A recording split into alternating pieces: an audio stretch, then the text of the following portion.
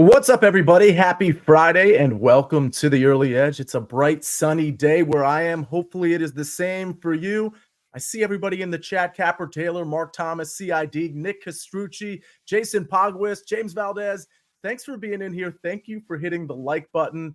Let's take a look to see how we did yesterday before we bring in the stars of the show. All right, well, it's a winning record, 3-2. I missed mine by one stroke. Now, mine was a plus 140 play. Let's not forget that. We miss it at the very end, and I'll say this.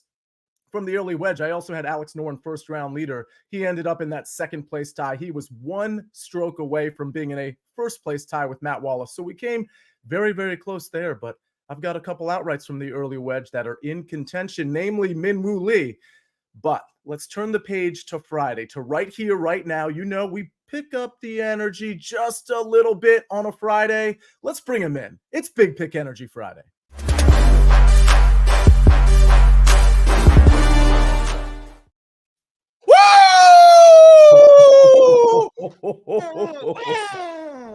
Let's go.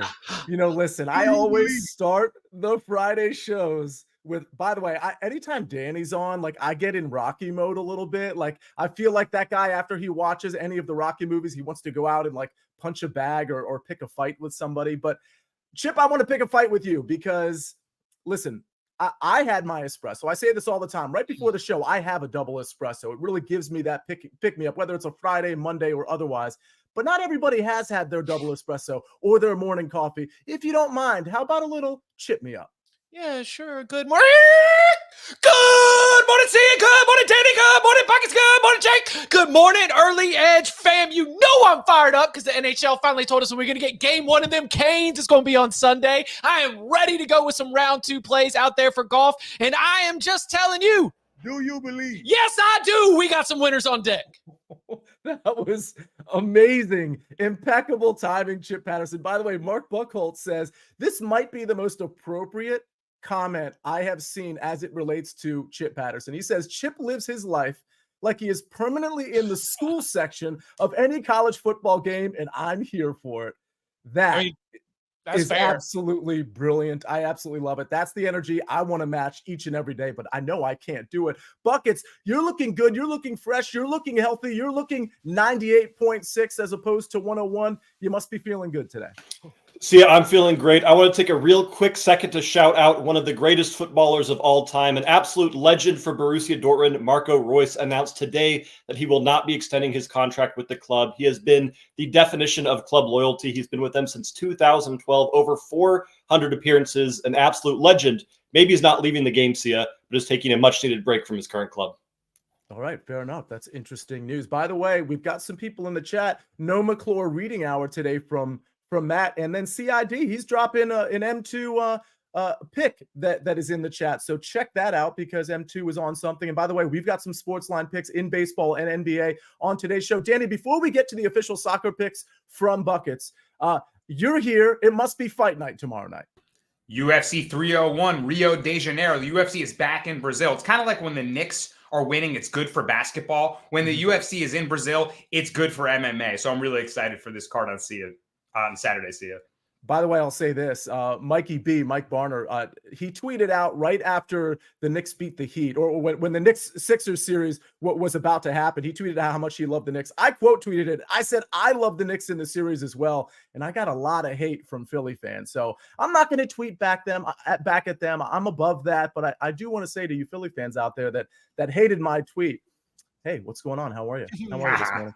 All right, Buckets. Let's start with some soccer. We got some golf to cover. We got some UFC, like Danny just pointed out. Of course, we've got soccer. We've got NBA, MLB. We're starting off with you like we always do. What are the soccer plays today? All right, Sia, this first play, my one of two, I just want to say right now, everyone and their mother is not going to like this play. But the good news is I am not everyone, and I'm sure as hell not anyone of your mothers here. Listen to what I'm about to say. Luton Town versus Everton. Luton Town over 1.5 team total at plus 120. I am fully aware that Luton Town is a bad club. That should not shock anyone. But you cannot say that Luton Town has not been one of the most entertaining, and just amazing clubs we've seen out of the newly promoted squads here in the Premier League. They've conceded 77 goals this season, so the defense is just non-existent. But 48 goals scored is what catches my eye. They scored 2+ goals against Aston Villa, against Spurs, against Man City, against Chelsea, against pretty much everyone. This is a team that just doesn't play defense, but their foot is on the gas 24/7. And they're currently in a relegation battle. They're sitting at 25 points. They're 18th on the table, which means they have to get to 17th to survive. And they're 1 point behind Nottingham Forest. They got to go for goals here. Expect a Carlton Morris masterclass as Luton Town do some serious damage at +120. And then for my second play here, I'm going to the Portuguese Primera matchup in a bit of a tricky matchup. It's Morleans taking on Vizela. And Vizela is frankly just a tough team to watch right now. Vizela is bottom of the table, only 4 wins over 31 games. They have conceded 63 times and are the only team in all of Portugal scoring less than 1 goal per game. But the power, the fear, the desperation of relegation is enough to make bad teams great here. Vizela is not winning, but they're scoring goals recently. This is a team that is consistently losing 4-1, 3-1, 2-1. But the thing that matters is that they're getting that one. Both teams to score at -110 against a Morleans side that their season is pretty much over. They can't get a top European spot. They can't get relegated. This team is already trying to think ahead to what they're going to drink tonight at the bars after this game. They are going to be distracted. So both teams to score at -110 is an absolute treasure here, Sia. Wow, an absolute treasure. Also, an absolute treasure is me going to try to pronounce that second game during the recap stream. I'm not even going to attempt it now. I just know it's going to be a disaster in approximately 12 to 13 minutes. All right, let's get to, thank you, Buckets. Let's get to a couple of SportsLine picks because we've got some playoff games tonight. And I think one of them, I'm a little surprised at the line, frankly. This one's courtesy of the maestro, Larry Hartstein. Magic at home against Cleveland. Now, there are some injury issues, so that does explain this a little bit.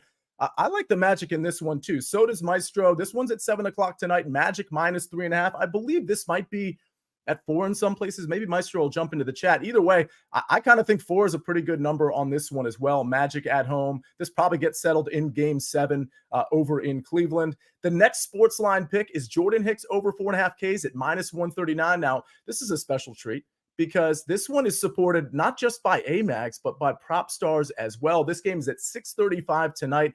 There is a game that I kind of like tonight, but it was only a lean, so I didn't give it out. Maybe I'll tweet it out later today, or maybe it's a first 5, so maybe I'll tweet it out as opposed to putting it on SportsLine, because we're still trying to work out the kinks on the first 5 lines there. But again, Jordan Hicks over 4.5 Ks is the second of 2 SportsLine picks. Again, that one's supported by prop stars and AMAGs. If you want to make this bet, I know one place you can do it. You can do it at BetMGM. New BetMGM customers can sign up today and get up to $1,500 in bonus bets. Just place your first wager of at least $10, and you'll receive up to $1,500 instantly if your bet loses with bonus code EDGE. That's bonus code EDGE, EDGE. All right, we got to get to my golf pick, Chip. We got to get to your golf pick. Danny, we got to get to your fighting picks. But before we do any of that, one quick message from our partners.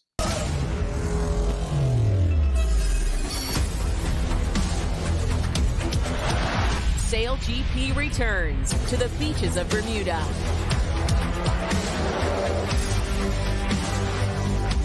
On CBS Sports Network. There's been plenty of golf talk in the chat, by the way. Check out the picks in there. I'm seeing Big Cheesy, a Banchero over 24.5 points is a play from him.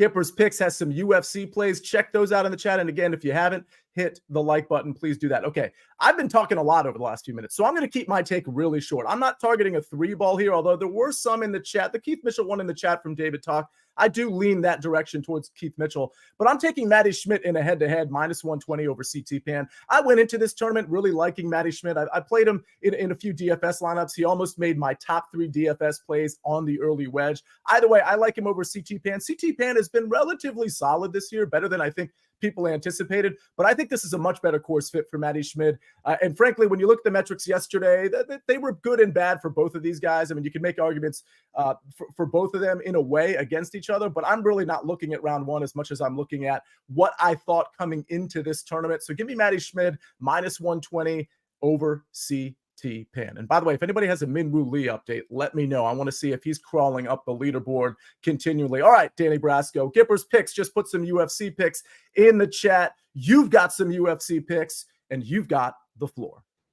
Thank you very much. See a shout out to Gipper's picks, always putting some useful stuff in the chat. I liked everything he put in there too. And let me give you my takes for UFC 301, the main event. Flyweight title is on the line. Alejandro Pantoja looking to defend his 125 belt against Steve Erceg, a guy that was ranked number 10th, skips the line in front of a lot of other contenders, but I think it makes sense. I think he's ready for his title shot. And I think the wild card steals it here in Rio de Janeiro from the Brazilian hometown favorite. I'm going with the dog in the main event. Sia, give me Steve Erceg plus 165. He's a hard-nosed fighter from down under, and he's just the most normal-looking guy. He's sort of a people's champion, right? He's like the guy you would rent your DVDs from or like IT support. But the guy has a hard-nosed style. I mean, all of a sudden, he's turned into a pretty solid boxer. He's got good technical boxing in the pocket. I like the way he keeps distance at range, and he's just like a gritty guy. He can get into those nasty exchanges and come out on top. And we've seen in a lot of Pantoja fights, he throws these winging shots and sort of relies on these kind of wild scenarios where he's a little tougher and stronger than his opponent. Pantoja is, of course, known for his grappling savvy. He's a jiu-jitsu master, and he was able to beat Brandon Moreno and Brandon Royval, two great contenders, twice.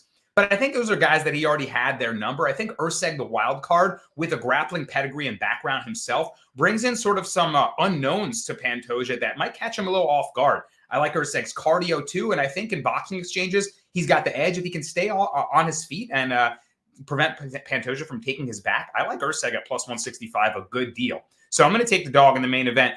I was going to give you guys another underdog, but the weigh-ins just happened, and William Gomis ended up overcutting to 143 pounds. I was going to give him out. He was plus 145. He went all the way down to minus 105. But now the weight cut looks really weird, so that fight might be canceled. Just a quick note for anyone who's reading my Sportsline articles. I'm going to move past that instead, pass on that, and give out a Brazilian parlay. I'm going with three fighters: Ismael Bonfim, Mauricio Ruffi, and Vitor Petrino. All Brazilians, I think, are going to get it done. Bonfim fighting a 41-year-old Vince Pichel. I think he's got a huge speed advantage, probably crack him on the feet. Ruffi is fighting a guy in Jamie Malarkey, who's 29 years old, but more like going on 40 with all the damage he's taken. Ruffi's a slick kickboxer with a swagger to his game. I think he gets it done. And then on the main card, Vitor Petrino taking on an aging Anthony Smith, who I think might be towards the tail end of his career. Petrino too strong and too explosive. He'll get past Anthony Smith however he chooses. Give me those three Brazilians. We get a plus money tag. I don't love the three-legger,